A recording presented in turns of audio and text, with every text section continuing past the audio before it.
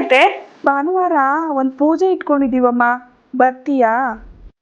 ಹೌದಾ, ಒಂದು ಮಾತು ನನ್ನ ಗಂಡನ ಕೇಳ್ಬಿಟ್ಟು ಹೇಳ್ತೀನತ್ತೆ. ಅಯ್ಯೋ ಏನಮ್ಮ, ಇದನ್ನು ಗಂಡ ಹತ್ರ ಕೇಳ್ಬೇಕಾ? ಗಂಡ ಅಂದ್ರೆ ಅಷ್ಟು ಭಯನಾ? ಹಾಯ್ ಮಗ, ಹೇಗಿದೆಯೋ? ಹಾಂ, ನಾನು ಸೂಪರ್. ನೀವು? ಹಾಂ, ಹೂ ಕೊಡೋ ಸೂಪರ್. ನಾನು ಸೂಪರು. ಹಾಂ ಮಗ, ಇವತ್ತು ಸಂಡೇ ಅಲ್ಲ, ಇವತ್ತು ಎಣ್ಣೆ ಪಟ್ಟಿ ಇಟ್ಕೊಂಡು ಫ್ರೆಂಡ್ಸ್ ಎಲ್ಲ ಬರ್ತೀಯೇನೋ?